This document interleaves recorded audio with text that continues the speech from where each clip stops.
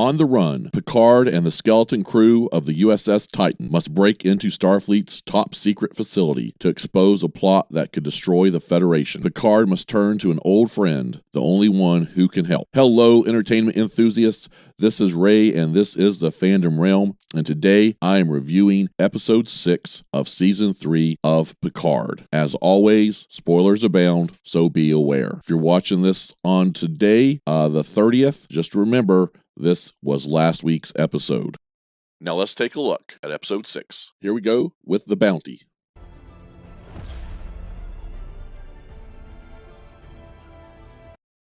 Also, what starships are these, I wonder?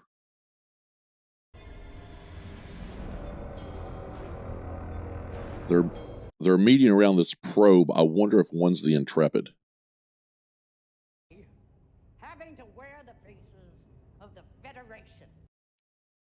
Okay, she's back. Will have vengeance. All right, Vedic sounds a little angry to me here.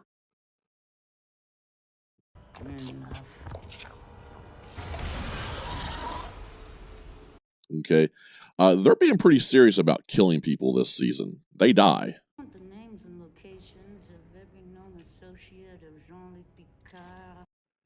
Okay, you had to know this was going to get dirty at some point with Vedic. And from them,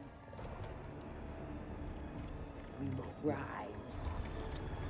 Okay, so she is angry at this point, and it looks like the changelings are really trying to get some revenge on Jean-Luc Picard and the Federation, and they are really putting it to him, looking for all of his former associates.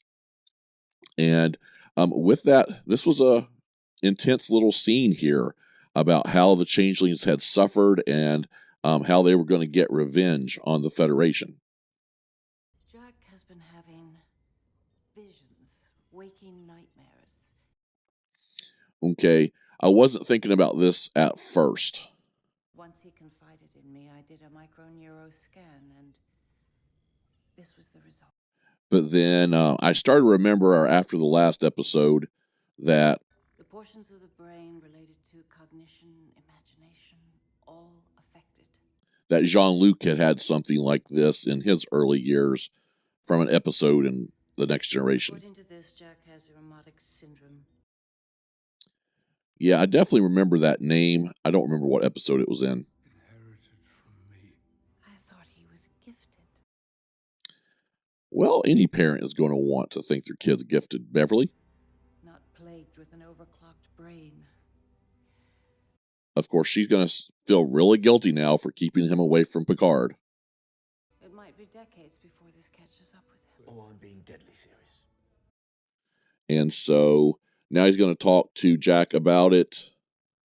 Leave me the bottle and a few spare ears. Jack, How did you survive it? I didn't. I mean, he didn't survive it, but he lived a ripe old age, to be quite honest. Fully synth prototype body. I don't suppose you got another one in my size, have you? Yeah, let's not have to do that again. That's a little odd. Go ahead. They're here. Okay, so we've got visitors coming in, and Picard ends his... Admiral, permission to come aboard. Granted, Mr. Wolf. It's been far too long. Picard ends his trying to up Jack's attitude a little bit. And the annual bottle of sour mead. Sour? And now we get to see Worf return with a little bit of funny. Mead? Chateau Picard. It is quite tart, sir. I love that he blasted Chateau Picard's wine as being tart. Come on, you know he's not a hugger. Oh, I know, but it is just so good to see you. I love all reunion shows when the characters are getting back together. I'm just a sap. Oh. Seriously? I just said it. And talking about Worf changing a little bit there. He gave us extra time to process the news that you and Dr. Crusher are parents. Okay, so the word is out. So two things going on here. The big thing is, of course, we did learn this episode that Jack has pneumonic syndrome. I think that's what it's called. And it's inherited from Picard. And Jack is not taking it too awful great. And so, of course, Picard did live a long time with it. And then now Worf has shown up along with Rafi, and we're going to get this show on the road. We retaliated with a Starfleet-made virus. There are scars and shame. And that is probably why Vedic is so angry. We believe was merely a distraction. To conceal what? Okay, so we're going to push that theory a little bit, which is probably true. The theft of something else? Steal the diamonds so nobody checks on the pearls. Yeah, that's how it happens sometimes. So we burgle the very institution hunting us. Excellent use of the word burgle. I love that right there. I laughed so hard. One of the best lines in the show today. I've gone into battle with lovers countless times. It can be therapeutic. I'm not going. That is a relief. Again, a little bit funny. I like when they add some funny in. You should know that I now prefer pacifism to actual combat. Of course, with Seven and Rafi, I had forgotten they had a little bit of a thing together going on. Will, listen. We've got company up here. We can't get to you. But I've had an idea. So Riker and Worf lead with Rafi to board the station. This area in less than an hour. And we'll be back before then, Mr. Yeah, you better be back or bad's gonna happen. I see you still find comfort in humor, and humor in other people's discomfort. Again, loving when groups get back together We will be friendly energy.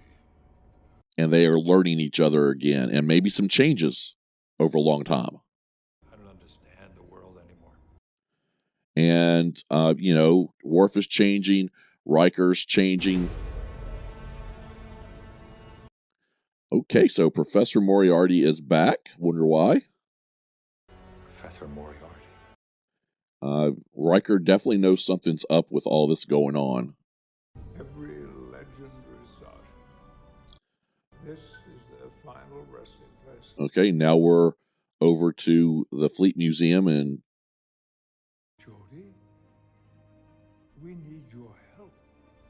we're going to see Geordi LaForge, who doesn't react well to Picard here to start with. Professional handshake or an uncomfortable but long overdue hug. But, of course, getting back together with Dr. Crusher, a very nice moment. A lot of time. I'm in the middle of my third memo to Starfleet objecting to gathering.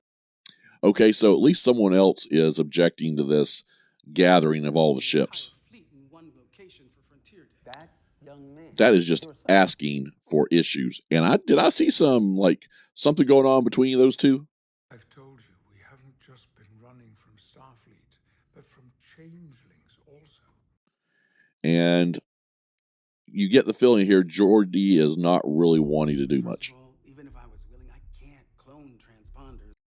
So they wanted him to change the transponder so they could be somewhere else.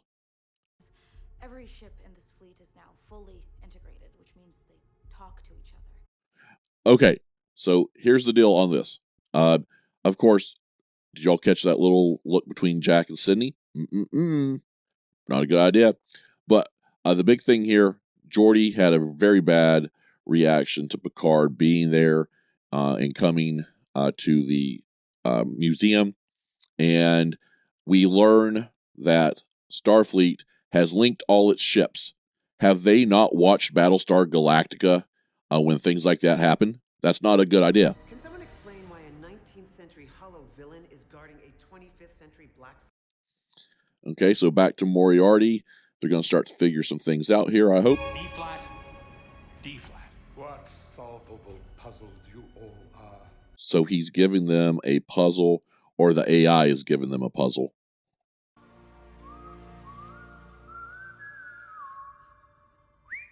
Okay, I remember that episode. Don't remember what it was named. I remember that episode.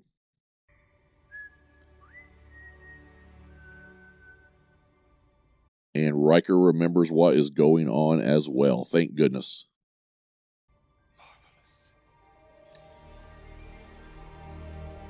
And so they get through the security. How did you know it would work? I shared that tune decades ago with another dear friend. And so let Riker explain it to Worf here. Of course, he had whistled with Data. And there is Data, alive and well, sort of.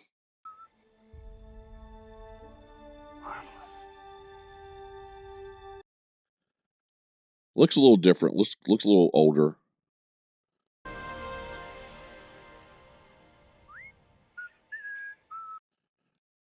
The question is, what is going on out there?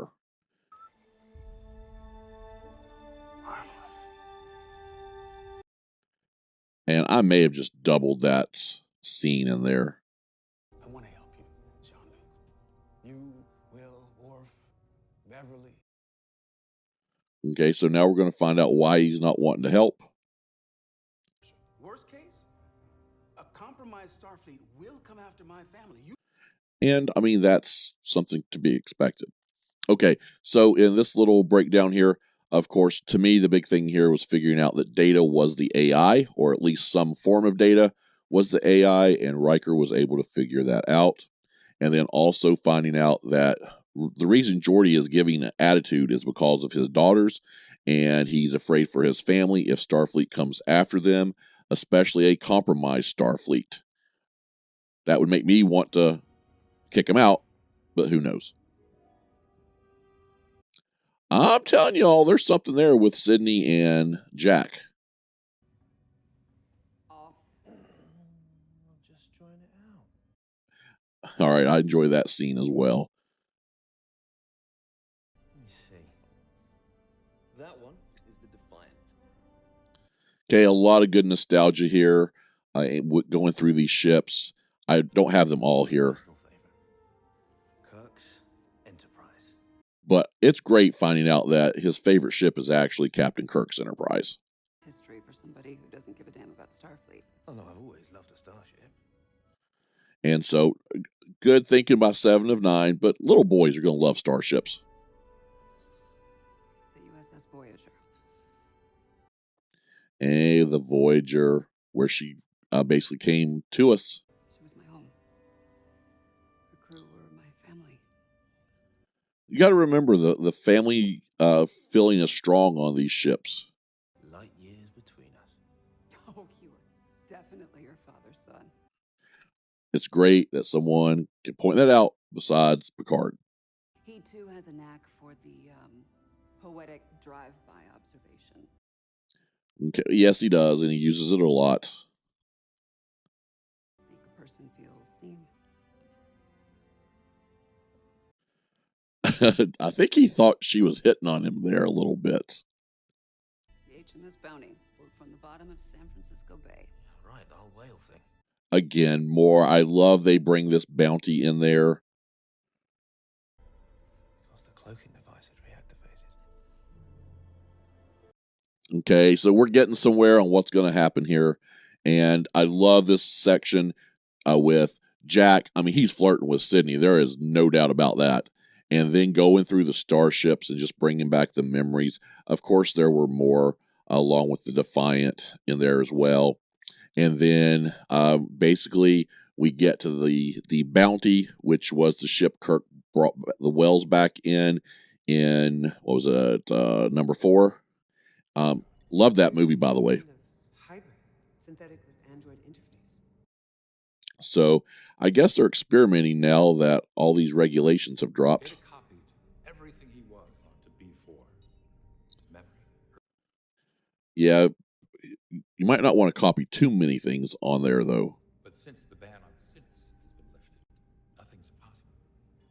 All right, so they're going to hope this is Data. I hope it is, too. Often so. Before I gifted Picard my golem, Okay, another Sung.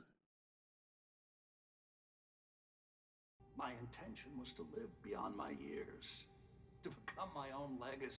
So he was really wanting to become like an immortal, stay around all the time. It's addition. Sydney. Boy, this music that they played during that speech. In truth, she probably got it from me. Now Geordi and Picard are going to sit down and sort of work some things out. You always want to impart And this is an emotional scene for me, them talking about fatherhood and things like that. That little shot of Jack there while Picard is thinking about what was going on. Into this new golem will go. Bit of lull. We get Sydney, we get Riker, we get Rafi and Worf. Before of lore. And of course. And now they're learning that there's all these different Sung inventions in this being. But most of it is data. So the great part about this little section here is just we're finding out about Alton Sung, and that basically he was trying to create an android, a being, to basically make him live on, or at least that's how I'm understanding it there, and almost be never dying. And then, of course, Picard and Geordi getting some alone time to get things figured out. It's very big. However, he wants to speak with you. Okay, this is one of those things not going to be good. Now, Jean-Luc and I have come to an agreement. You are going to stay here at the museum with me and... Okay, I'm not sure she's going to like that. The galaxy is at stake here, Dad. I've seen a corpse that looked... And, you know, she's going to be in the right here when she's talking to him. You would believe in this if you believed in me. And he would have been right there in his younger days on the Enterprise to go get something done. Not your family. Yes, they are. You taught me that. And that's probably one of the hardest things for people outside of the military to learn. So, staying or going? Staying. Is how much of a family military units often are, and how they feel like family. On more than one occasion has flown us out of the mess I made. Oh, Jack, you're really laying it on hard now, boy. Come on. Okay, let's reset our phasers. And Sister sees what's happening, and Sydney sort of liked it, so hey. To me asking two very simple questions. One, how well do you know this museum? He reminds me a lot more of Kirk than he does Picard sometimes. Two, what's your temperance for some, shall we... Okay, so they're obviously going to steal the cloaking device. Minor larceny. Yeah, so big things here as they're going to be stealing the cloaking device, and that's going to be extremely important for them. Again, I like all of what's happening here, and this flirting Jack and Sydney is awesome. I wouldn't mind. They make a little bit of a cute couple there. And so basically just the conflict between father and daughter, and the daughter's growing up and being her own woman, and she's got to go do her own thing. I love they're going over that. He is not protecting the manifest. He is the manifest. All right, so now they're starting to figure out exactly what's going on. As a former engineer, I wanted to say what a I love that Captain is fanboying over Geordi. it is to have you on board. Captain, your And heart is battered, bruised, And I absolutely love that look Picard gave 7 of 9 to. Captain, we're reading massive bursts of EM radiation. What the hell have you done, Jean-Luc? Okay, I think somebody has installed that cloaking device. Admiral, we're now cloaked. Cloak you stole. You know, I would be mad if I were Geordi too. Goddamn cloaking device from my bird of prey. Jordan, I would never get... Of course, Picard didn't have anything to do with it. So, hey, sorry, Geordi. And I would never steal from... Jack said... Oh, yeah, of course. They are your kids, by the way. Jean-Luc, how many Federation treaties is violated? Well, you know, it's just like that. Well, I guess they'll just have to add it to my tab. Again, that's probably one of my more favorite lines from this episode. Inducer's overheating. I don't know how to stop the chain reaction. But I do. They probably should have asked for a little bit of help, since she's not an engineer. And you? Stay away from my Okay, so Geordi is noticing something too, getting her into trouble. I have no idea we're here. I'm correct. We'll have to decloak in order to beam them up. All right, so they have returned to Daystrom Station. We're not gonna make it. Yes, you are. Get our friend out. All you knew just as soon as he did that, bad things were going to happen. I got this. No, Captain! I mean, you know, that should have been Worf, really, or Rafi.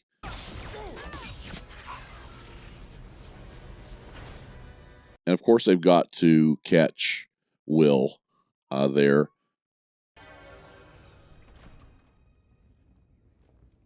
So Worf returns to see Geordi. Another homecoming. Commodore. What happened? Where's Riker? He was captured. And so the bad news, Riker being captured. And I'm just going to put in there one thing on this, and that is, would Riker not have, with his history, would he not have sent Worf to do it? I know he's not his commander, but it seems to me like Riker would have probably wanted to send one of his subordinates around. Not that he didn't want to do it as the captain, but, I mean, isn't he needed overall? We may have lost one friend in battle, but we have gained another. Okay, so we're getting data here. And you can tell Geordi's surprised. And just hearing them say Data's name or each other's names gives me a deep breath. Makes me take a deep breath. Okay, I'm really glad for this conversation. Maybe a bit cocky. A bit. Okay, you know, and Jack knows what his faults are. I think I have some virtues as well. I'm mostly caring. Okay, so I really like this whole conversation. I wish I could have kept it all. All of those things I get from my mother. So he's understanding that he has inherited certain things from Beverly. Loyal. And far wiser than I have any right. And then he's also inheriting some things from Jean-Luc. And he's okay with that. Until a week ago, I didn't know where those... I do love the fact that as this is going on, he is bonding more. Maybe he didn't just give me some bullshit disease. He's bonding more with Jean-Luc, and they're becoming closer. Why do you think I crashed so many speeders as a kid? So I could spend time with you. Okay, now, basically in this little section here, the big thing here is, for me, of course, Data coming to the ship. But the big thing, big, is Jack and Jean-Luc talking everything out and growing closer and increasing sort of that father-son bond. The only problem is it really does make me worry about the end game here for both of them. I hope they both make it out of this alive. Almost human positronic body. Best I can tell. Okay, so basically he's almost like Picard here. Different personalities have yet to be integrated. But the information is on Okay, but apparently Sung didn't get completely finished.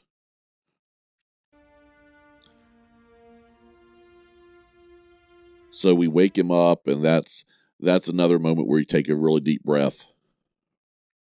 Geordi? And we're glad to hear Data talking to both of them.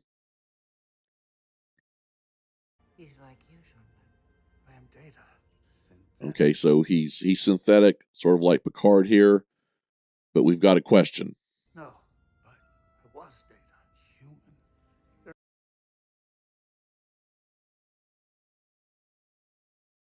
The evening of the robbery, something was taken. Okay, now I still, up to this point, had not really gotten what was going on here. Memory records indicate what appears to be the changeling's main objective. And the music, love the music here. They do a great job with the music.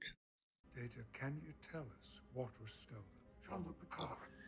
And And I still get chill bumps on that because, of course, they don't understand what he's talking about. What was stolen? Jean-Luc Picard. Jean-Luc Picard. But basically, when he said that the first time, I knew exactly what had happened, and Starfleet had his body. And more. So lore sort of popped in there, and I'm not really sure why, to be honest. So they had not figured that out even up to this point. Human remains. And of course, as soon as Beverly said human remains, that's when I finally 100% understood. Jean-Luc Picard. So it's finally revealed what the changelings took, basically the body of Jean-Luc Picard. I never realized it had come off that planet where he was turned into a synthetic. And so now you can only wonder what in the world they are going to do with his body, being changelings. And I can't even really think of what you would do. So I'm interested to see how this goes.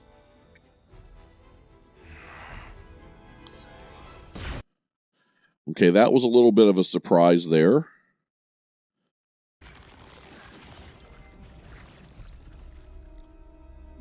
But of course, it's Vedic and the changeling, and she's got Riker.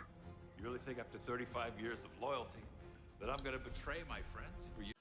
I'm going to tell you, she really works fast here, just to be honest. No, Captain Riker, not for me.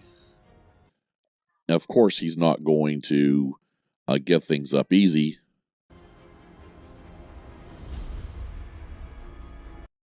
And then there is Deanna. Oh, goodness. Oh, Will. And the way she says, oh, Will, is just absolutely heartbreaking. But I'm going to tell you, if Vedic does anything to Deanna, I'm going to come through this TV screen and wring her neck. I'm just going to tell you right off, I will be so mad if anything happens to Deanna here. Now, with that ends the recap portion. I do want to throw in some thoughts and reactions here. I don't want to take too awful long, but I have some things to throw in there. And what I'm going to do is I'm going to talk about them as sort of like positives and negatives, or ups and downs. Now, first thing, and this is a way up for the entire series, this episode so far, and that is the reunions and how they've been handled. I am absolutely loving that. The music when it happens, the way they're beaming in and getting to see each other and being able to reunite the crew of the Enterprise. And then I really like the way, and I don't know if they did it on purpose, but I really like the way when Jack was talking to Seven about the starships, and Seven talks about the family of Voyager.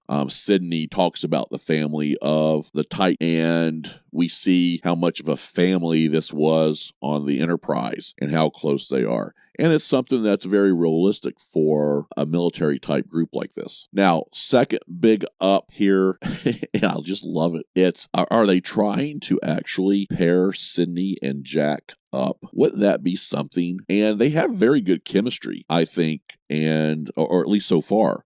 So I'm very interested to see what they end up doing there. I love the fact if they put Picard's son and LaForge's daughter together. Again, I'm just worried Jack might not make it out of this thing alive. Now, I'm going to throw a down in here right now, and it's something I've been meaning to mention in almost every reaction that I've done, and I keep forgetting it. And I'm wanting to point out and just talk for a second, because when we look at this series and we look at Jack Crusher, now, I don't think they've ever really said exactly how old he is. Sort of the assumption and the way things have gone, he should be somewhere in his early 20s, between 20 and 23. They've been a little iffy about that. But with that, do you know the actor playing Jack is actually in his 30s? And with that, he just does not always seem young enough to be 20 or 23. There are times he looks really young. There are times that he looks like he's in his mid-30s. And I think that's a little bit of a thing in this show so far, that every now and then it takes me out of it for just a second. I have to remember, this is a 35-year-old playing a 23-year-old. I would have much rather them found a 23-year-old, but I'm going to tell you, he's doing a bang-up job at it so far. I've been really impressed. Okay, big positive as well, just the idea here that the changelings have, and Vedic has kidnapped, or it looks like she's kidnapped Deanna, and it's going to try to use her to get Riker to turn on Picard, and just the whole changeling plan of using Jean-Luc's body. I love this. I love it. It seems like it's something very new.